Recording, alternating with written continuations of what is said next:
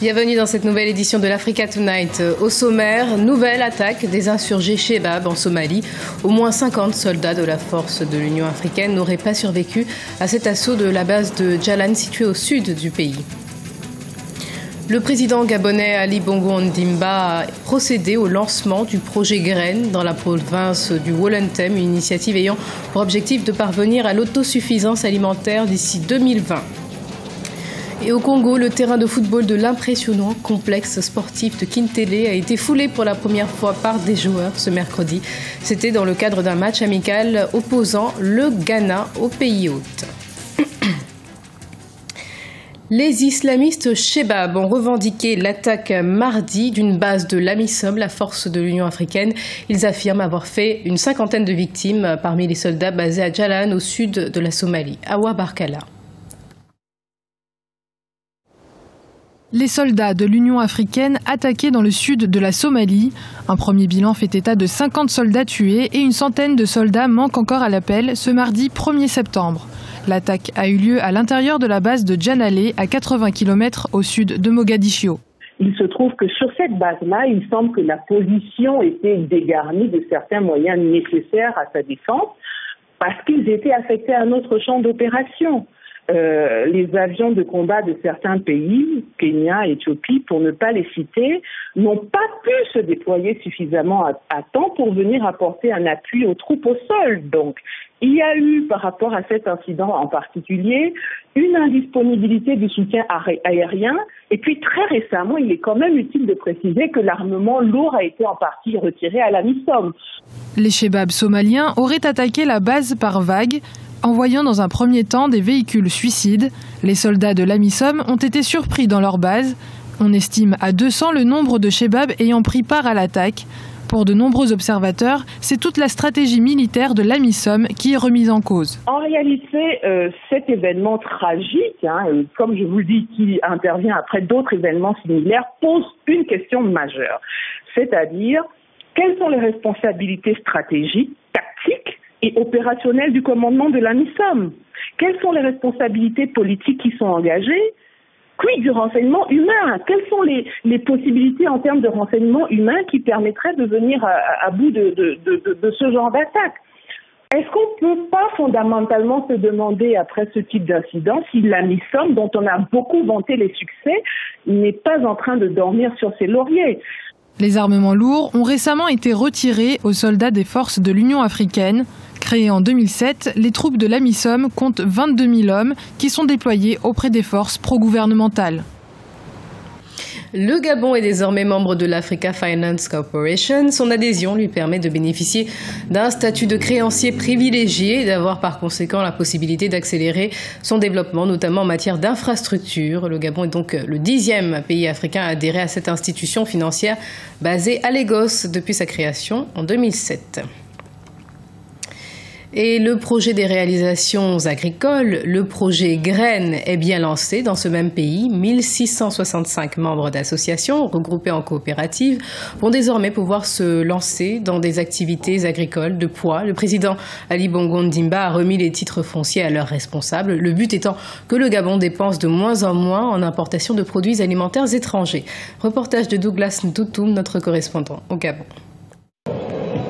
Après la province de Logoué-Ivindo il y a quelques mois, le chef de l'État, Ali Bongo, a lancé ce 1er septembre le projet Graines dans la ville d'Oyem, chef-lieu de la province de Wollontem. Pour rendre concret le projet au nord du pays, le chef de l'État a procédé à la remise de 41 titres fonciers d'une superficie de 4 909 hectares aux 95 associations enregistrées. Ce projet de développement de l'agriculture au Gabon vise à terme la réduction de la balance de paiement pour les importations alimentaires, fixée à ce jour à plus de 300 milliards de francs CFA par an. L'objectif pour nous, tout en réduisant ces dépenses, c'est seulement imaginer que ces mêmes sommes d'argent soient investies au Gabon. Cela vous donne une idée du potentiel qui est le nôtre sur un plan agricole. Et la préoccupation qui était la mienne par rapport à ces chiffres que je voyais, c'était de dire, bon, comment on répond à cela? Mais il faut bien répondre à cette problématique de la dépendance alimentaire. Il fallait que nous ayons un projet qui nous permette de moins dépenser de l'argent pour nous nourrir à l'étranger, mais aussi être sûr qu'en faisant cela, nous puissions faire profiter les populations gabonaises. Dans la ville d'Oyem, une cinquantaine de sites ont été identifiés et enregistrés pour être convertis en exploitation agricole de 85 à 250 hectares, dont 53 sont déjà prêts. De nombreux produits tels que la banane, le manioc ou la tomate y seront cultivés pour une autonomisation du pays d'ici à 2020. Il faut dire que la phase 1 de ce projet s'étend sur 5 ans. En 5 ans, nous planifions planter essentiellement de la banane, du manioc, de la tomate et du piment. L'objectif à terme serait d'abord d'inonder le marché gabonais. Il faut que nous arrivions justement à l'autonomisation et à l'autosuffisance alimentaire d'ici 2020. Et nous verrons par la suite s'il faut transformer ces aliments qui auront en surproduction. Le Gabon a signé dimanche 30 août à Libreville un contrat historique de 140 millions de dollars avec le groupe Caterpillar pour l'achat de 475 bulldozers pour mécaniser l'agriculture encore rudimentaire dans le pays. Les plantations vont commencer à partir d'octobre 2015 dans les 4 provinces où le programme a été lancé. 588 hectares seront plantés d'ici décembre 2015. L'escrime est l'une des 25 disciplines retenues pour les 11e Jeux africains qui se déroulent cette année au Congo. La première journée du tournoi masculin s'est déroulée au Palais des Sports du complexe sportif de la Concorde de Kintélé. Reportage d'Eladjun Ndiaye, envoyé spécial au Congo. Les Jeux africains ont démarré ce mercredi avec la première journée de la compétition d'escrime qui se tient au Palais des Sports du complexe de la Concorde à Brazzaville. 16 pays au total devraient participer à cette compétition, dont 3 chez les dames. Au moment où débutait la compétition, seules quelques équipes étaient déjà présentes sur le site. Les compétitions, ça se passe que chaque jour, il y a un tour de classement et puis le tour d'élimination. Donc là, nous sommes dans le premier tour de poule, on appelle ça tour de poule.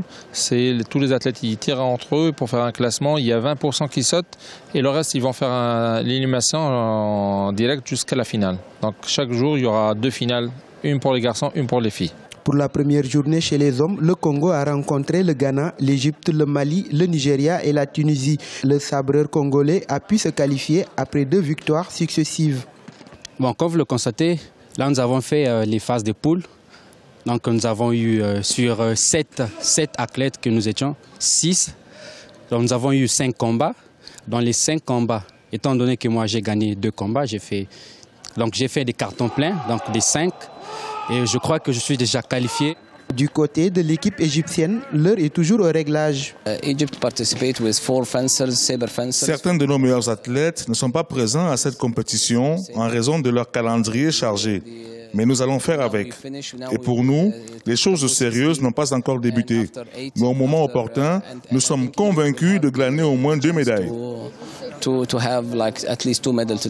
Le challenge principal de cette compétition étant de parvenir à se hisser sur le podium. Chaque équipe présente à ses 11e Jeux africains de Brazzaville s'active afin de remporter le plus de médailles possible. Et les gradins flambant neufs du stade de Kintélé ont été inaugurés par les spectateurs venant assister au match amical opposant le Ghana au Congo et comptant pour les éliminatoires de la Coupe d'Afrique des Nations 2017. Reportage d'Olive Adjakotan, envoyé spécial au Congo.